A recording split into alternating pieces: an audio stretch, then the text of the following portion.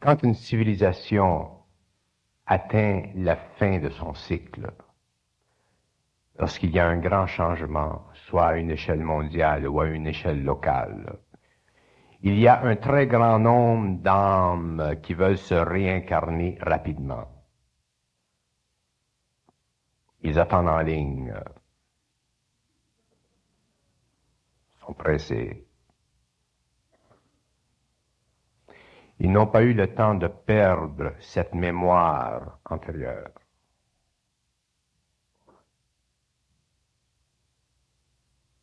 Alors, il y a incarnation et il y a une couche de mémoire de l'expérience antérieure qui demeure très, très forte.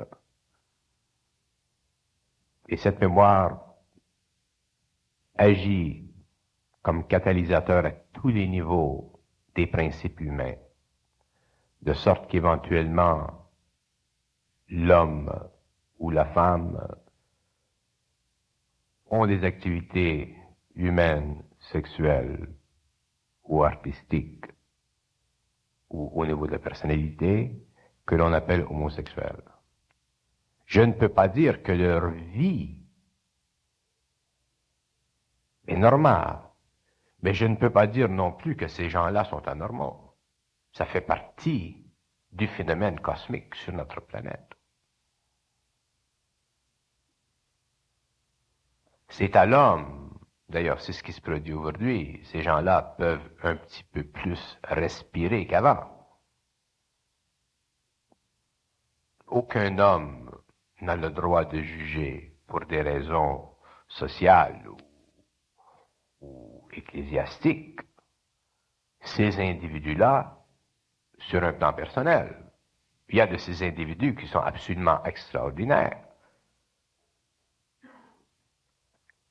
de très grande gentillesse, de très bonne culture, qui donnent beaucoup à l'homme sur le plan artistique.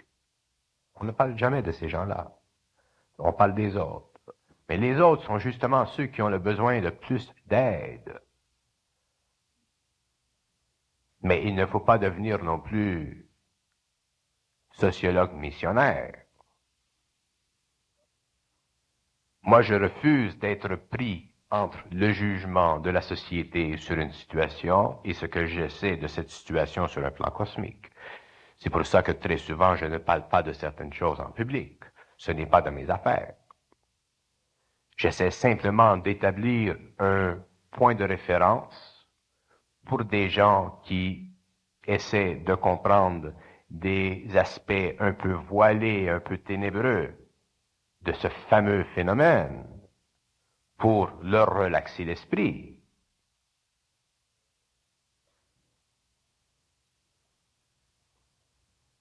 Le phénomène de l'avortement, c'est la même chose.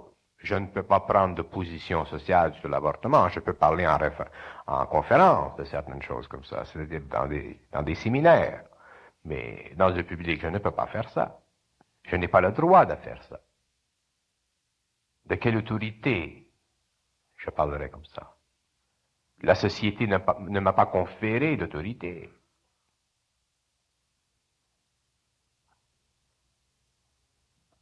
Mais je peux déclarer des lignes assez larges pour que les individus qui essaient de voir le fond, de comprendre les mécanismes de ces phénomènes-là,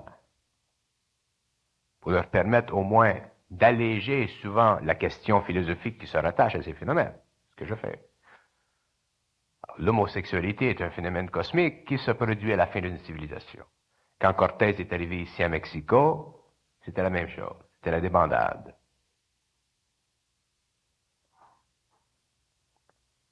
La décadence de la Grèce, c'était la même chose. Alors, les âmes veulent faire l'expérience avant que le cycle change. Alors, elles reviennent trop vite. Quand on va sur les autres plans, il ne faut pas revenir 2 heures plus tard. On peut attendre 200 ans, 300 ans, 400 ans, 500 ans, 1000 ans. Mais les âmes n'ont pas atteint encore le niveau de la perfection. Et le dernier des 3 points avant la pause, pourquoi les drogues sont un grave danger pour l'homme et la société? Y a-t-il du bon dans les drogues? Parler des drogues, c'est comme parler des autres choses. Sur le plan cosmique, les drogues ont fait un travail, c'est-à-dire que les drogues ont sensibilisé la conscience humaine à une autre partie de soi-même que l'on ne pouvait pas sentir ou découvrir parce que les centres d'énergie n'étaient pas ébranlés par cette chimie.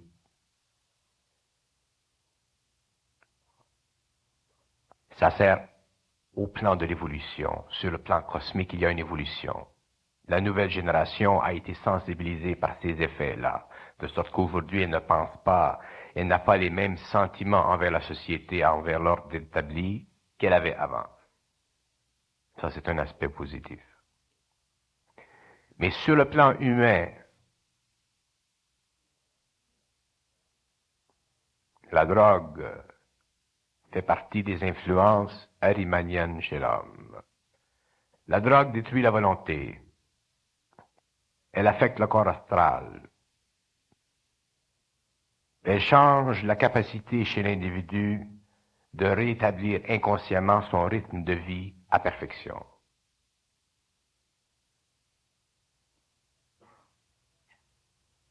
La drogue a toujours existé sur la planète, elle a toujours servi. Ce n'est pas nouveau ce qui se passe au XXe siècle. Les sociétés secrètes dans le passé se sont servies de ces drogues-là pour créer chez l'homme des états différents, pour l'amener souvent même sous de doses très fortes à se séparer ses corps, pour avoir des expériences de transcendance. Mais l'homme est de la mécanique. L'homme est construit suivant des principes mécaniques très autorisés. C'est normal que si vous créez telle chose, vous aurez tel effet. Mais ce n'est pas de la conscience. C'est un effet de conscience.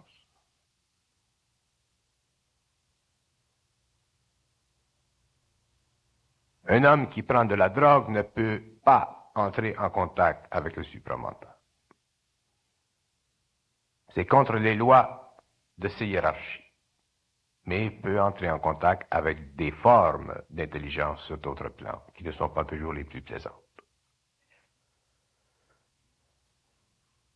Les drogues sont le grand poison de la civilisation occidentale.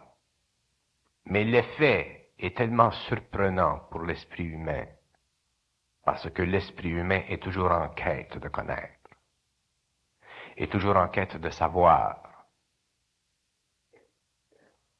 que l'homme tombe facilement sous l'empire de cette expérience, qui le mène souvent au suicide.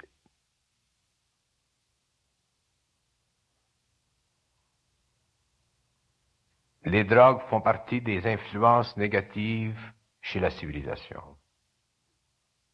Il n'y a pas de connaissance dans la drogue. Il y a simplement des effets psychologiques.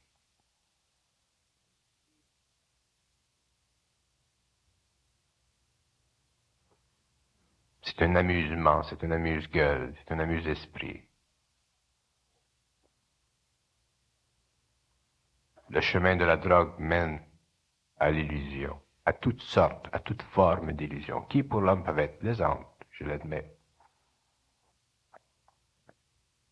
Mais il n'y a pas de connaissance. Il n'y a pas de discrimination. Il peut y avoir un brin de sagesse. Je rencontre des gens qui ont pris de la drogue et qui ne sont pas bêtes. Comme on dit souvent, ils l'ont l'affaire, eux autres.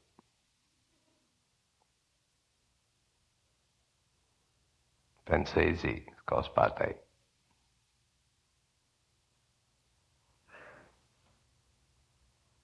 Mais l'affaire qu'ils ont, c'est pas l'affaire de l'affaire. C'est la bête de l'affaire.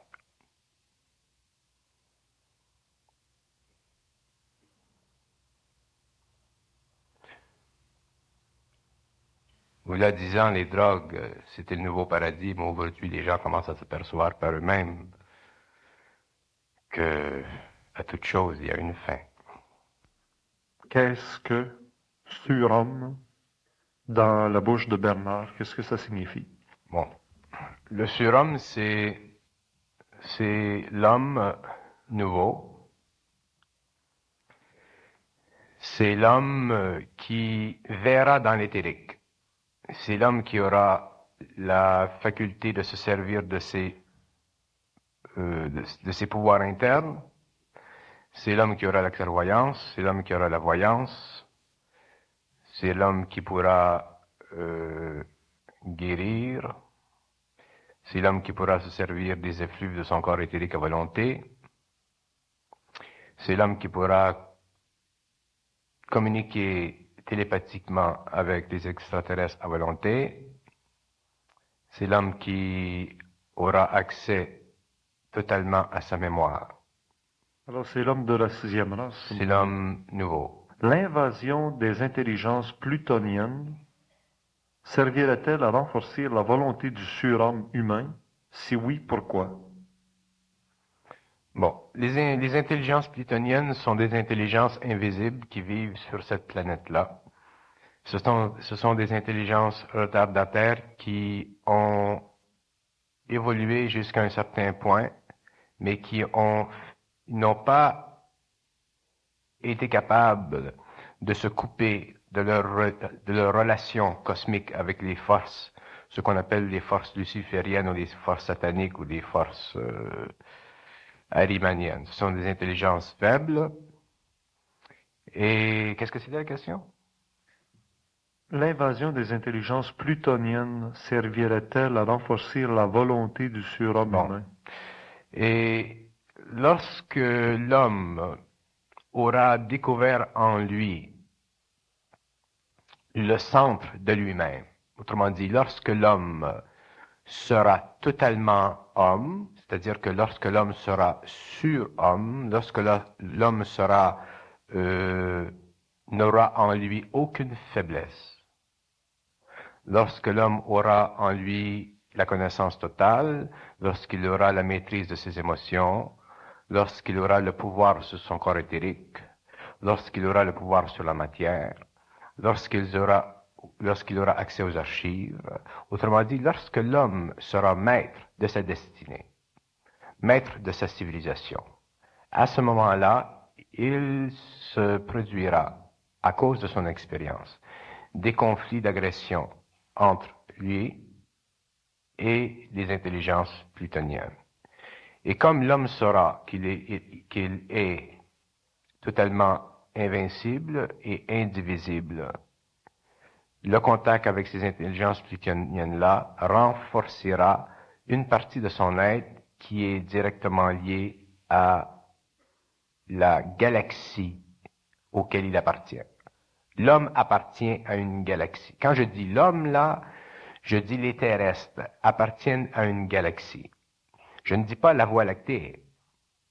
Je dis qu'ils appartiennent à une galaxie, c'est-à-dire qu'ils appartiennent à un amoncellement d'énergie qui est dans l'invisible. Ce n'est pas une galaxie visible. Et l'appartenance à cette galaxie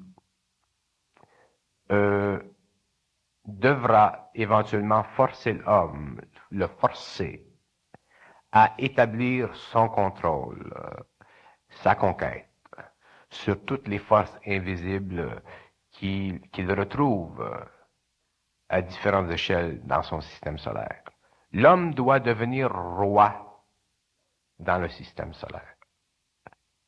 Roi.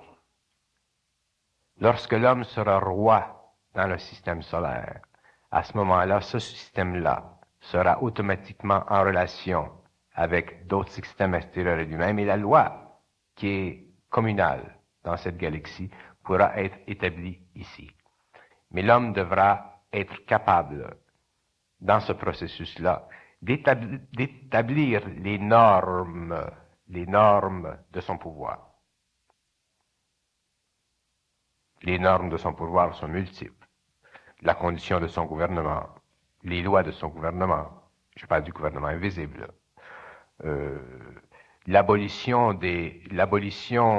des forces astrales qui contaminent constamment son plan astral.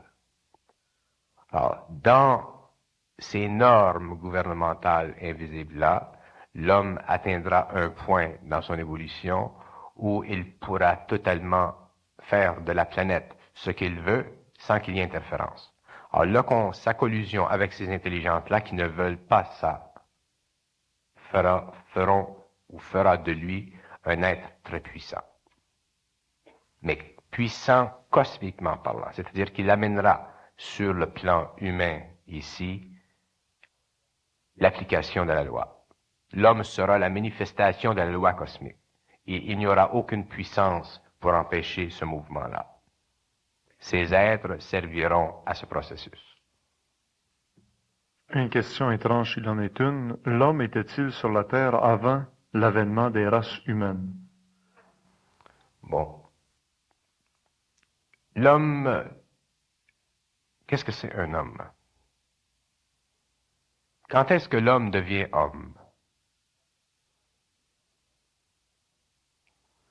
L'homme devient homme lorsqu'il a conscience de lui-même.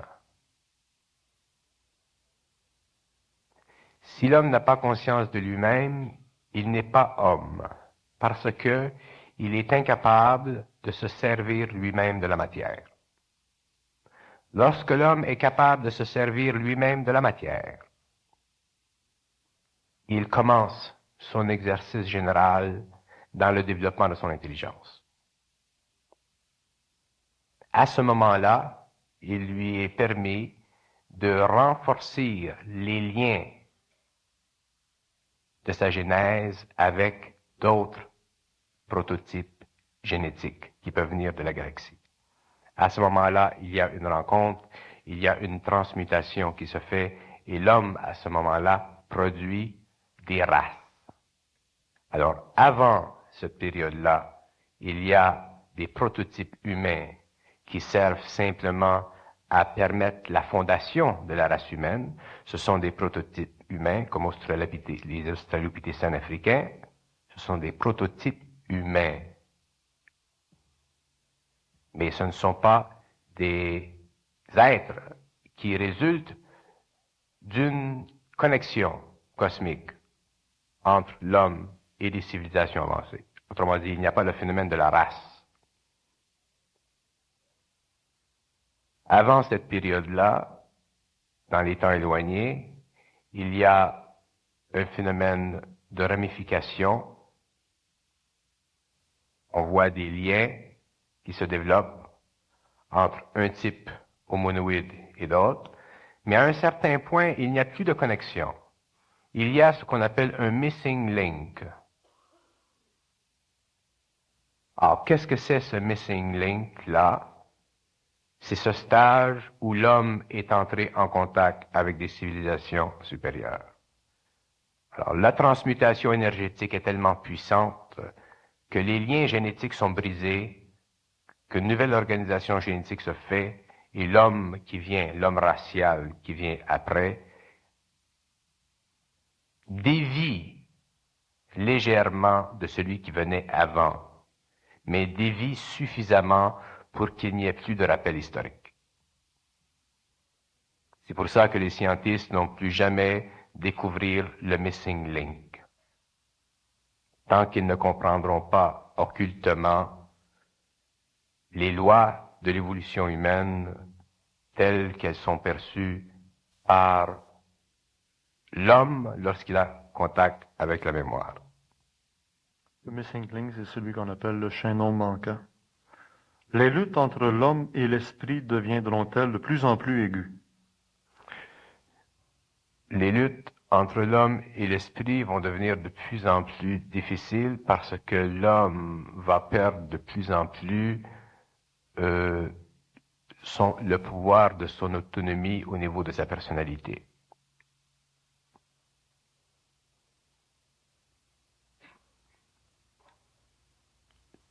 L'esprit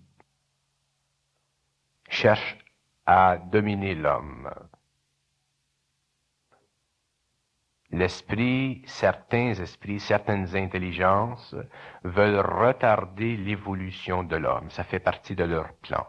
Ils se servent naturellement de l'homme pour le faire, des conditions humaines pour le faire. Alors l'homme est pris dans sa vie présente, dans sa vie actuelle et dans la vie qui vient, à réaliser consciemment ou inconsciemment ces interférences. C'est pour ça que je dis souvent, les gens doivent éventuellement en venir à être autonomes,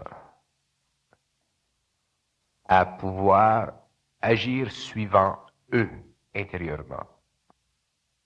Sans ça, ils seront pris dans tout ce flux, dans tout ce remue-ménage, et pour eux autres, la vie, au niveau de la psychologie relative, de la psychologie personnelle, sera très pénible. Si, pour un jour ou l'autre, il se déclare une guerre, par exemple, entre les puissances, l'individu, lui, où en est-il en relation avec cet événement? Il y a seulement deux choix.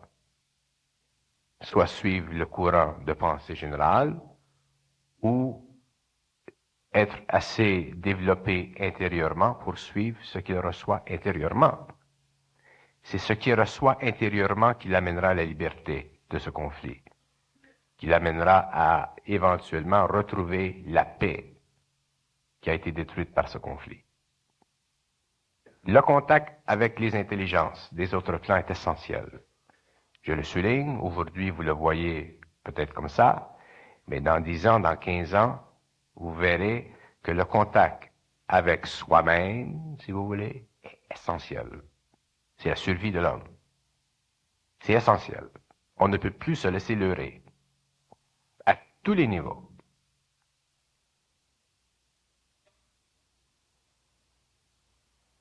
On parle des dauphins, on parle des abeilles, et la question qui s'adresse lors d'une conférence, l'homme doit-il protéger les animaux et pourquoi? L'homme a une responsabilité très grande envers les animaux, parce que les animaux font partie de l'évolution et qu'ils ont, eux aussi, droit à la paix.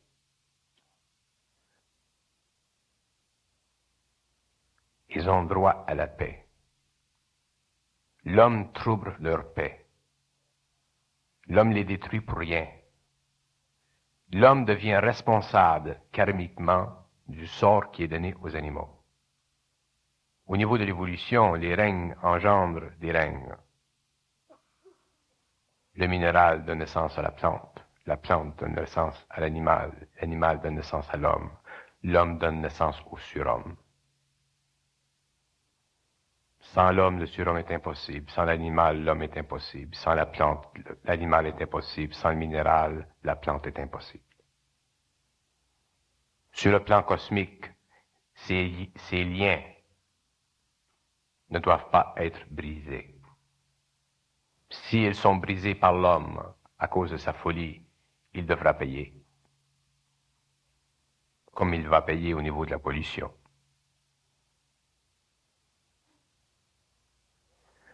Là, il y a des gens qui vont me dire, mais oui, on mange les animaux, on a, comme on a dit, vous portez des souliers de cuir. Le point n'est pas là. Sur le plan global de l'évolution, il y a des choses qu'on peut faire aujourd'hui qu'on ne fera pas dans 2000 ans. C'est où l'homme devient sauvage, volontairement. Où il y a préméditation, où il y a manque de conscience, où il y a abus. C'est là que l'homme se met sous une loi karmique concernant les animaux. Il y a un chercheur aux États-Unis pour lequel j'ai beaucoup d'admiration qui a découvert dans ses recherches ufologiques, qui a découvert qu'il y a des ovnis, des UFO, des ovnis, ces formes qui sont biologiques. Elles ne sont pas technologiques, elles sont purement biologiques. Il raconte dans ses livres et dans ses expériences et en relation avec d'autres phénomènes qui ont été découverts en Australie, qu'effectivement, il y a de ces formes animales lumineuses qui peuvent apparaître, qui changent de plan, partir d'un plan à un autre, se manifester sur le plan physique, et qui fonctionnent exactement comme des ovnis. Et effectivement, ces formes, ces ovnis ou ces formes biologiques éthériques ont une fonction très grande sur la planète. Et si l'homme continue à détruire le règne animal, ce qui se produira éventuellement, c'est qu'il y aura de ces formes biologiques, éthériques, matérialisantes, qui créera en lui une très grande terreur dans les siècles qui viendront.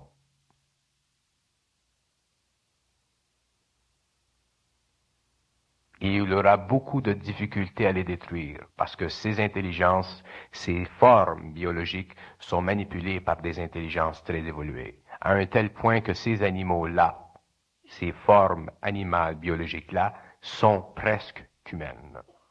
Elles ne sont pas humaines dans notre forme, mais elles sont humaines dans le sens qu'elles sont régies par des lois de l'intelligence cosmique universelle satanique. Et l'homme devra payer très cher son manque envers le règne animal.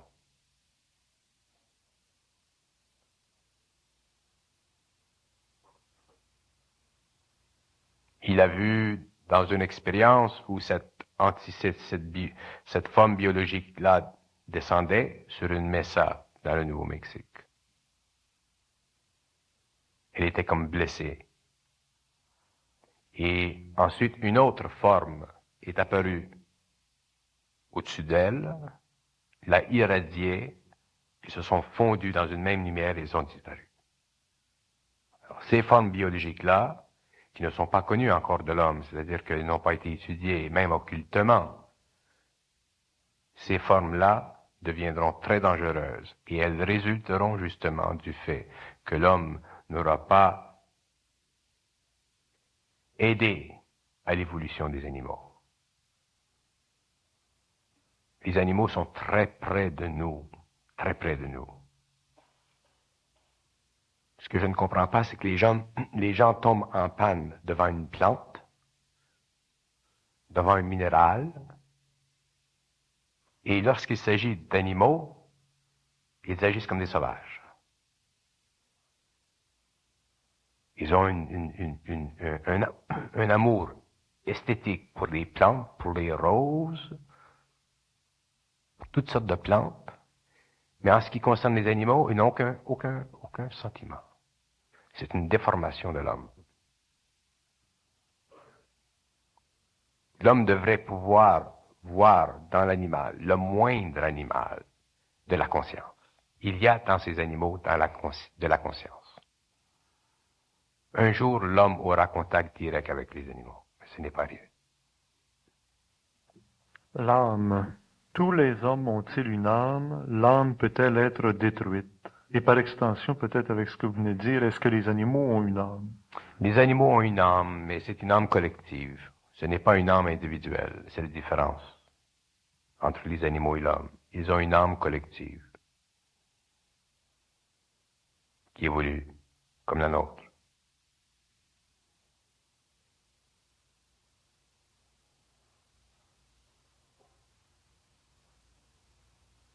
Il y a des animaux qui ont de très, très grandes âmes collectives. Le cheval.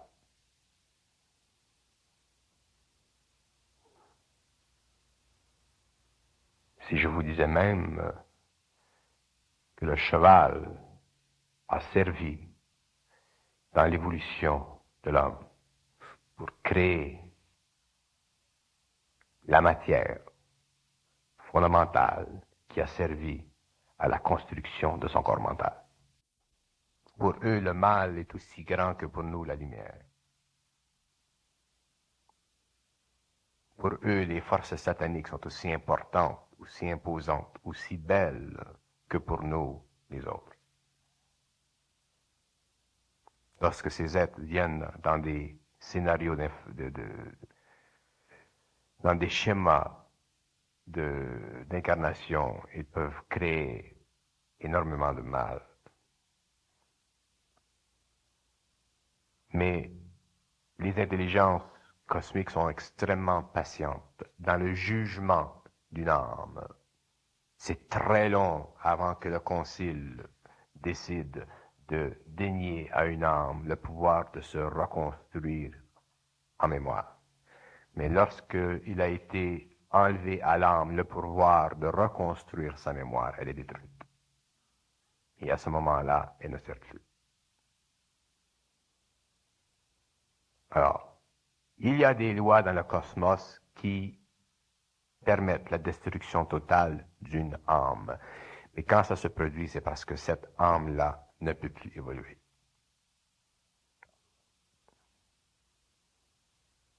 Ce sont des questions intéressantes.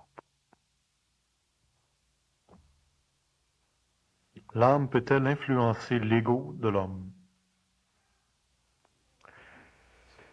L'âme peut exercer sur l'ego humain une puissance telle que si l'ego n'était pas suffisamment sensible à elle, il pourrait facilement souffrir d'elle.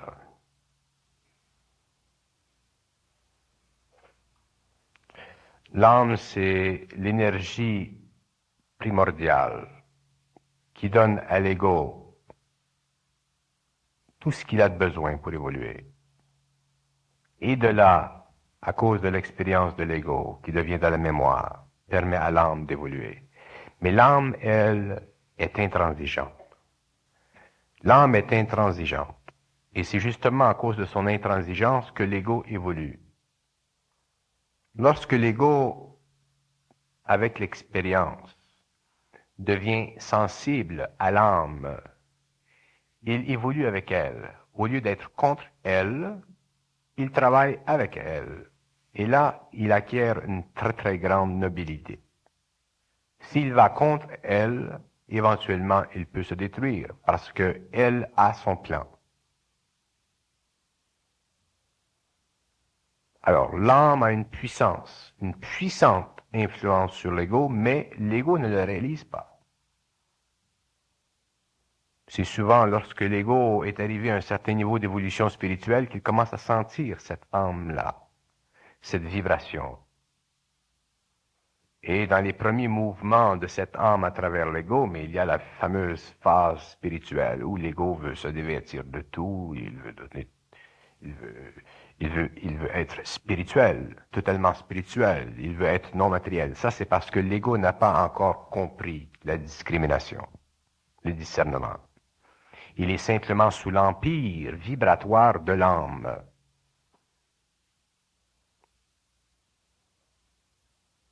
L'âme est très puissante. Et les gens qui viennent, les nouvelles générations, vont sentir de plus en plus l'âme, jusqu'au moment où il y a une union entre l'ego et l'âme. Et c'est là, à partir de ce moment, que l'homme peut commencer à vivre. Avant ça, ce n'est pas de la vie. C'est une forme de mort vivante. L'âme, c'est fait de ce que Dieu est fait.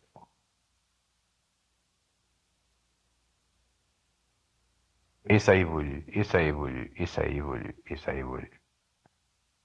Et ça force l'ego aussi à évoluer, à prendre de l'expérience.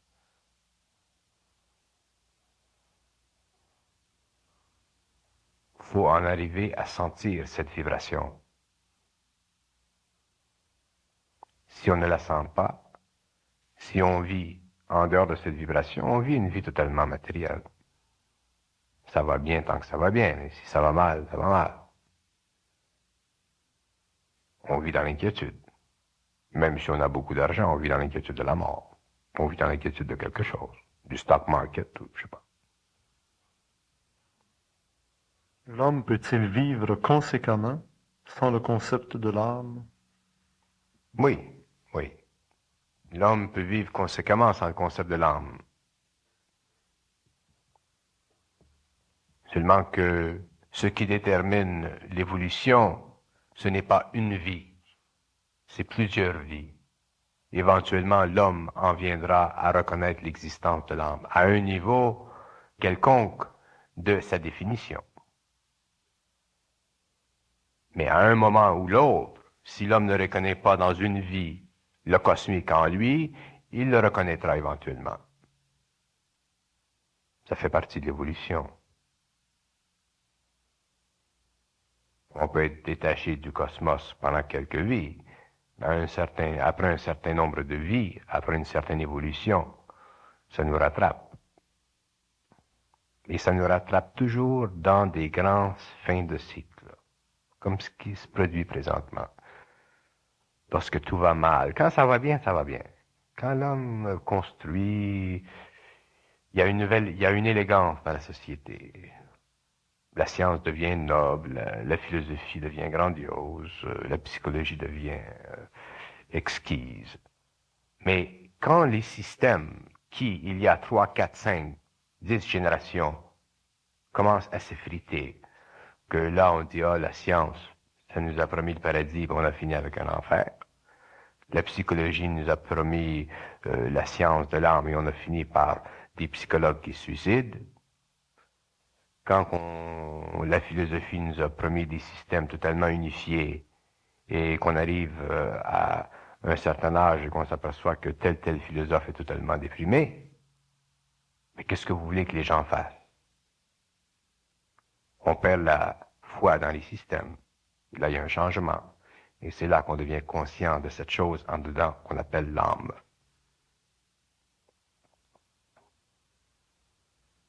Un mot ici, Bernard, j'aimerais une explication, c'est apotiste atomique. A-P-O-T-H-Y-S-T-E, apotiste atomique. Qu'est-ce que c'est le contexte? Le contexte, c'est y a-t-il une relation entre la transparence divine et l'apotiste atomique? La question suivante, c'est que veut dire apotiste atomique? C'est la question que je me pose aussi. Ah bon. L'apotiste atomique. Faut que je la parle parce que moi non plus, je ne sais pas. L'apotiste atomique, c'est une relation directe entre les atomes qui constituent l'homme au niveau de son âme et ce qu'on appelle Dieu. L'apotiste atomique, c'est une relation de miroir.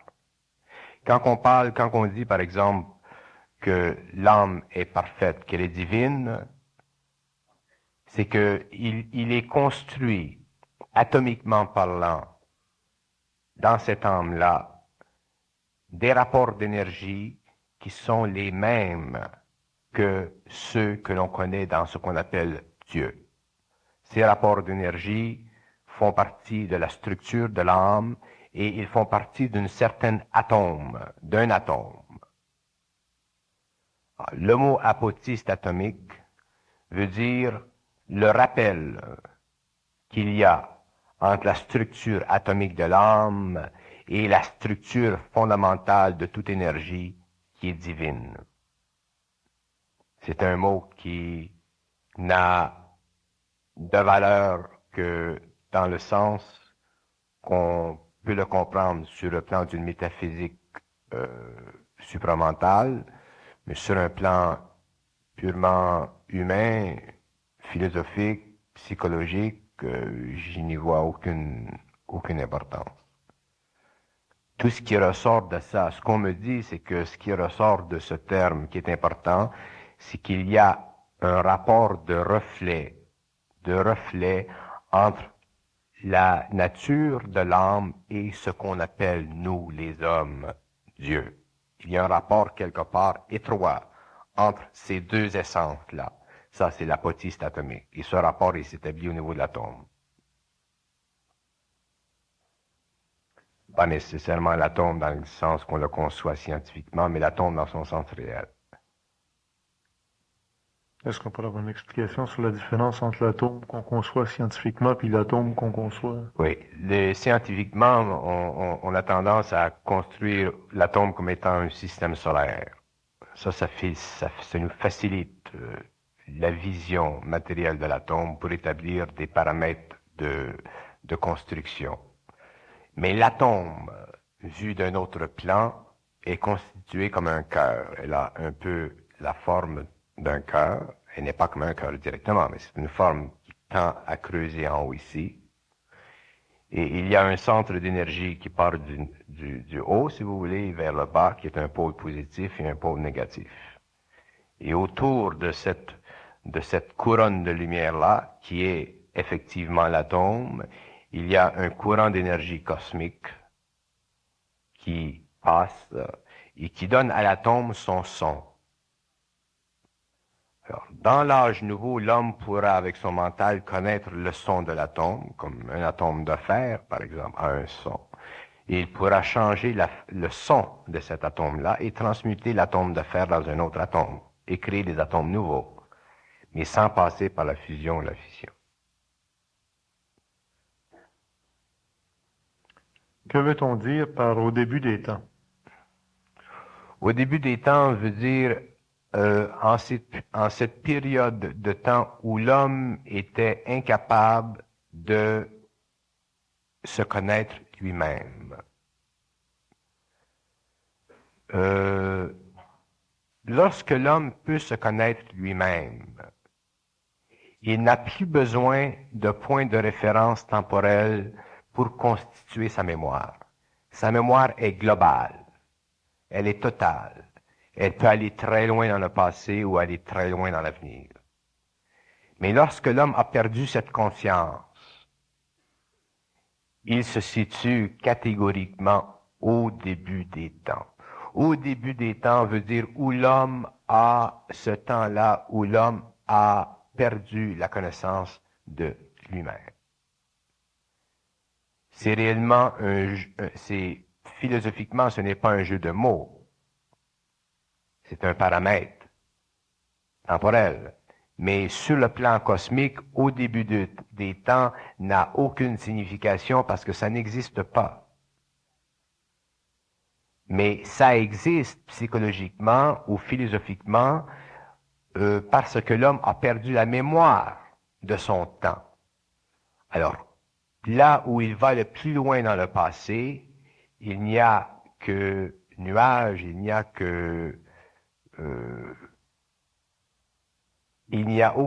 rien de parfaitement clair.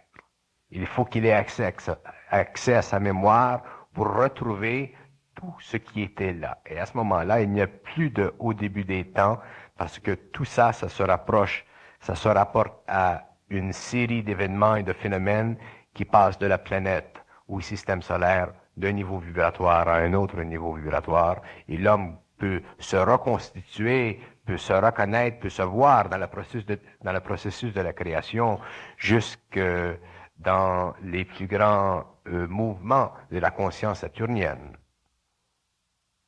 avec lequel il a des rapports directs. Et par conséquent, que voudrait dire à la fin des temps? La fin des temps, c'est exactement la même chose. La fin des temps, c'est une situation psychologique pour l'homme où il cherche à comprendre où s'arrête telle chose. Alors, la fin des temps, c'est simplement une métaphore pour expliquer qu'il y a un changement, qu'il y a une transmutation, qu'il y a une réorientation de la société ou de la civilisation. Pour l'homme, c'est un arrêt, mais cosmiquement parlant, c'est simplement un changement de vibration, c'est une nouvelle allure dans une nouvelle direction pour amener l'homme à un plus haut palier de l'évolution. Alors, il n'y a pas de fin des temps. Dieu a-t-il pénétré le temps simultanément avec sa création? Non. Bon, je dois faire des particularités, je dois établir des conditions. Je ne veux pas quand je parle de Dieu, je veux qu'on me laisse le privilège de parler de Dieu à ma façon, mais sans l'expliquer. Alors, autrement dit, si je parle de Dieu, ne concevez pas ce que je dis de Dieu ou de la personne de Dieu comme vous le comprenez au niveau de la religion. Ceci me facilite la capacité d'expliquer ce que je veux dire. et me permet de me servir du mot Dieu sans toujours être obligé de dire, mais c'est pas ça que je veux dire. Qu'est-ce que c'était la question? Alors, Dieu a-t-il pénétré le temps simultanément avec sa création? Bon. Alors, ce qu'on appelle le temps, c'est un mouvement d'énergie dans le cosmos qui est directement lié au rythme des atomes dans le cosmos, qui est directement lié à la lumière dans le cosmos. Le temps, c'est une dimension. Ce n'est pas un état psychologique. Il y a dans le cosmos différents temps, parce qu'il y a, autrement dit, différentes dimensions. Ces différentes dimensions sont composées d'atomes qui ont différents sons. Dans les temps premiers, dans les temps où Dieu a créé, dans les temps où Dieu a mis à la disposition de lui-même les âmes humaines, ou ce qu'on appelle les êtres angéliques, lorsqu'il a fait ça, ces entités étaient créées avec les mêmes atomes qui ont servi au premier processus d'évolution. Lui, il était en dehors de ça. Dieu n'est pas dans le temps. Il est indépendant du temps, il est indépendant de l'espace. Il est en dehors de toutes les dimensions. Mais lorsqu'il a créé les hautes dimensions, autrement dit les hauts mondes, lorsqu'il a créé des matières de haute vibration qui étaient très près de lui parce qu'elles n'avaient pas à subir de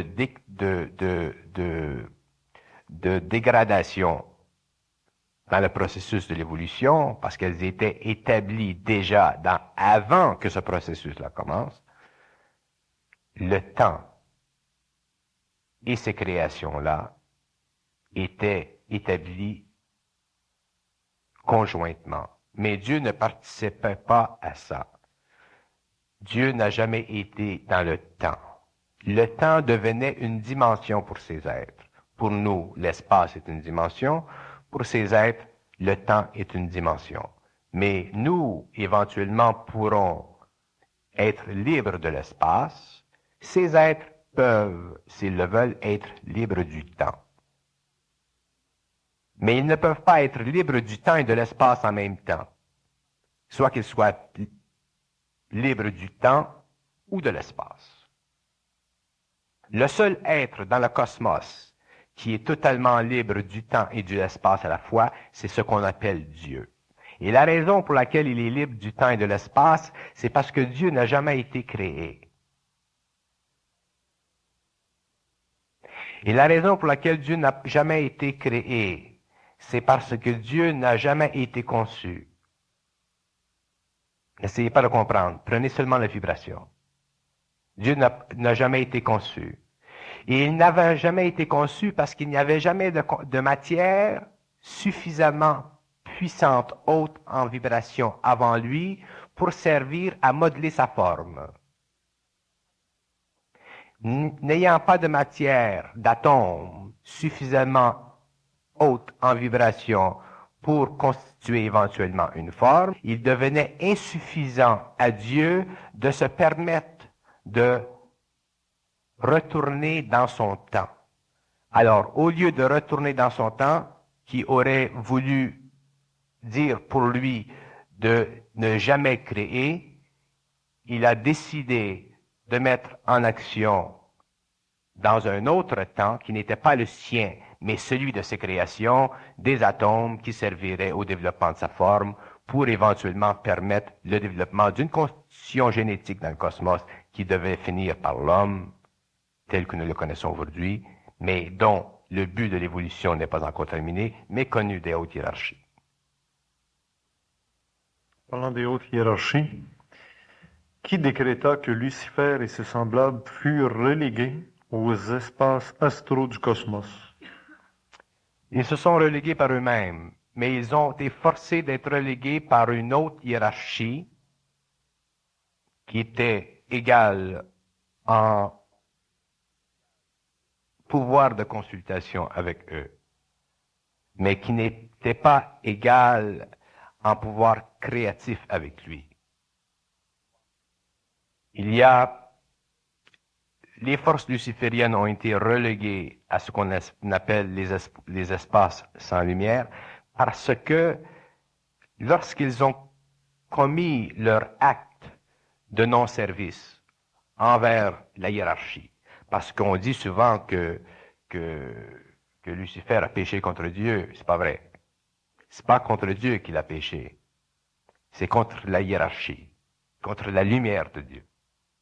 Il y a une différence subtile là, mais qui mène à un développement, un processus de pensée au niveau de la cosmogénèse qui est très très important plus tard quand on en parlera. Lucifer, la loi du cosmos, c'est le service. On ne peut pas s'attaquer à Dieu. Il n'est pas dans notre temps, dans notre espace. Il n'est pas fait de la matière de sa création, parfaitement. C'est ce qui, justement, l'a amené à créer. Mais, il y a des êtres dans la hiérarchie de très haute vibration. Ce qu'on appelle des êtres de lumière. Et Lucifer a refusé de travailler avec ces êtres. En faisant ça, il a commis ce qu'on appelle, humainement parlant, le péché d'orgueil contre Dieu. Mais ce n'est pas contre Dieu, c'est contre eux. Si vous et moi appartenons à la même fraternité et qu'on évolue ensemble pendant un certain temps, et qu'à un certain moment, parce que vous avez un très grand pouvoir, une très grande intelligence, une très grande capacité de comprendre, disons, l'organisation dans laquelle ou pour laquelle nous travaillons, vous décidez à un certain moment, vous dites, bon, moi je ne vais pas travailler, j'ai d'autres plans. Qu'est-ce que vous faites? Vous tuez la vie de cette organisation parce que vous avez un grand pouvoir. Vous enlevez à cette organisation, vous enlevez à cet ordre universel. Et c'est ça qui a amené Lucifer à être projeté dans les sphères qui sont appelées des sphères de ténèbres parce que la lumière qui lui servait avant dans le service ne pouvait plus lui servir dans la domination. La lumière lui a été enlevée, il a gardé son intelligence, mais la lumière lui a été enlevée, et une fois que la lumière est enlevée, on ne peut plus voir dans les mondes où se situent les hautes créatures de Dieu. Et à ce moment-là, qu'est-ce qu'on fait? On se fait un chum, l'homme.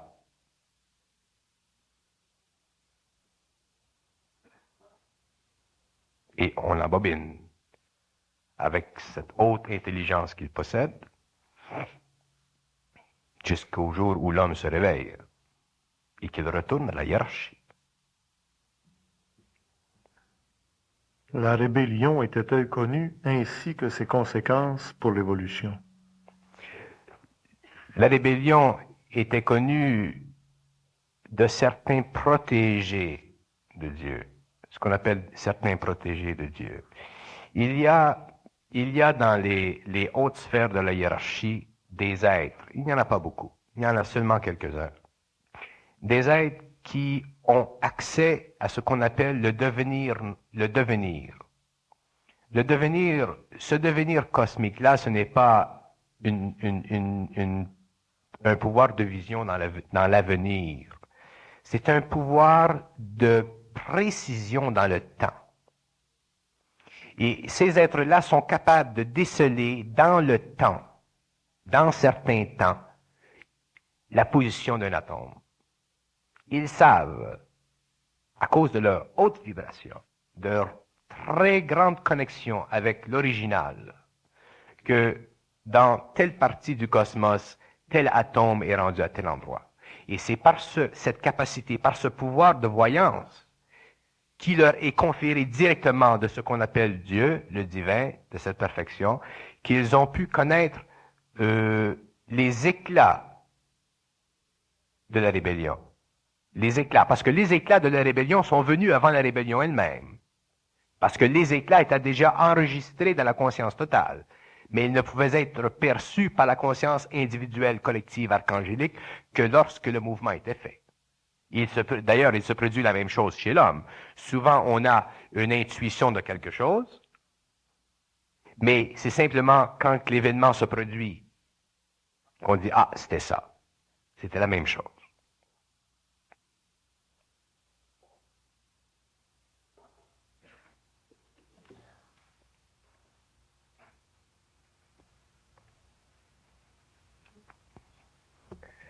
Mais vous imaginez, on ne peut pas penser à ces choses-là. C'est sans importance. Parce qu'on capote. Vous voyez?